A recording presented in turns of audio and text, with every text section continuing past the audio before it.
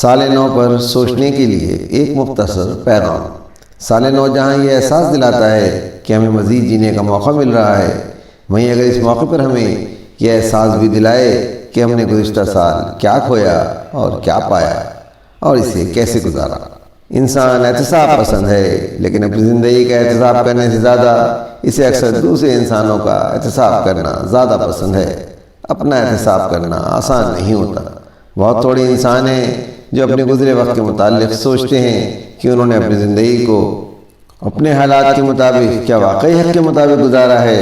خود احتسابی مشکل ضرور ہوتی ہے، لیکن حقیقت یہ ہے کہ خود احتسابی ہی وہ واحد عمل ہے جو فرد، قوم اور معاشرے کو بہتر بنانے میں سب سے اہم کردار ادا کرتی ہے۔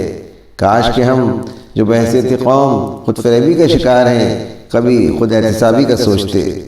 خود احتسابی کے فکری جذبے کے ساتھ اگر ہم انسان اپنے مستقبل کو بہتر بنانے کے لیے سال نو کے موقع پر اپنے حاصل وسائل کے ساتھ منصوبہ بندی کر کے قدم آگے بڑھائیں تو یقیناً ہم اپنی زندگی کو بہتر انداز سے گزار کر اس دنیا ہی میں نہیں آخرت میں بھی سرخرو ہو سکتے ہیں۔ سال نو کا آغاز اگر فکر، شکر اور احتساب کے جذبے کے ساتھ ہو، زندگی کو امتحان کی نظر سے دیکھنے کی صلاحیت ہو، تو اس سے بہتر بات اور دانشمندی کیا ہوگی۔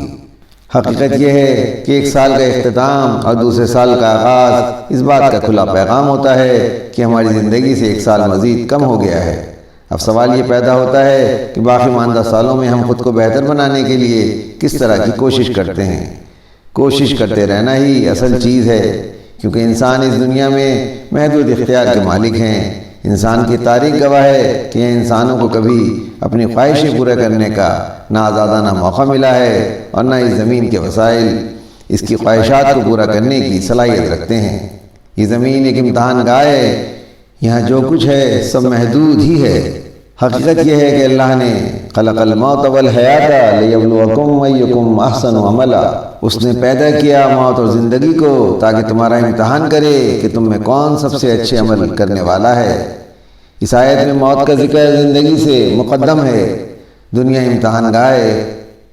خدا انسان کو مختلف حالات میں پیدا کرتا ہے، مختلف حالات میں اس کا امتحان ہے۔ وہ امتحان سے کیسے گزرتا ہے اس کا مشاہدہ کوئی اور نہیں بلکہ خود خدا کی نگرانی میں ہو رہا ہے۔ خیال رہے کہ اس ذات علیم نے موت و زندگی کو بے مقصد نہیں بامقصد پیدا کیا ہے۔ موت کا یہاں زندگی سے پہلے ذکر اس بات کا احساس دلانا ہے زندگی کے امتحان میں موت کا الارم بجنے والا ہے۔ اس لیے سال نو کا جشن مناتے وقت ضرور سوچیں کہ موت کا الارم بھی بجنے والا ہے۔ الٹی گنتی زندگی کے ساتھ ہی شروع ہو چکی ہے۔ پیغام و آواز سراج الدین۔